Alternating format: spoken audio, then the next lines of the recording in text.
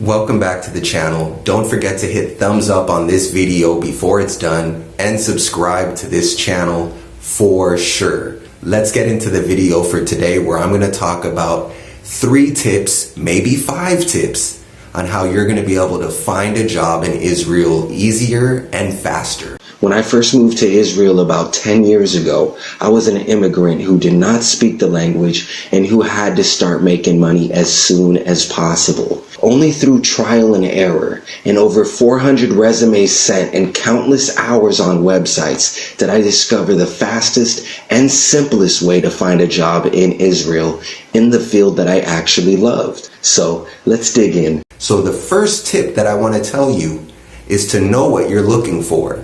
How can you expect to find a job if you don't know what type of job you're looking for?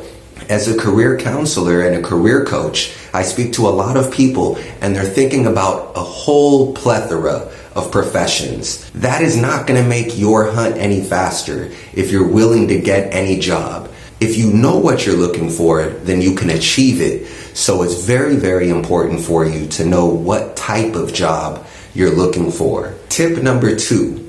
After you know what type of job you're looking for, then aim just a level higher than that. There is no reason to be realistic in your job search whatsoever. Send your CV out. Make sure, and that's tip number 3, make sure your CV looks phenomenal.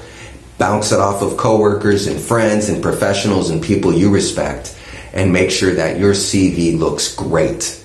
I can help you with that. I help people with that sometimes. So contact me, reach out if you want to find out more about that. But besides that, back to tip number 2, is to aim high. How do you expect to get high if you don't aim high? Same as with figuring out your specific job you're looking for. After you do that, aim a level higher. Okay, and here's tip number 4 for all of you looking for a job. Be prepared for rejection. Unfortunately, there's a lot of candidates for most of the jobs you're looking for in Israel. And so you will most likely be rejected at 1 or 2 of the interviews. At some point, you might face rejection, and my tip for you is to never take it personal. Keep in mind, it's just a job. You will have one in the future, and you'll probably have another one after that. You are you. You are you. Don't let anybody tell you you're not good enough for anything. There might not be a fit, and that's okay. But it has nothing to do with who you are as a person. So never take a rejection during a job interview personal. Tip number 5. Be prepared for multiple interviews. There is most likely going to be an interview with human resources, with your direct boss, with your boss's boss. There's going to be a lot of interviews, most likely, before you sign a contract. So be prepared and don't put all your eggs in one basket. Speak to the person that you're speaking with according to how you're speaking with them.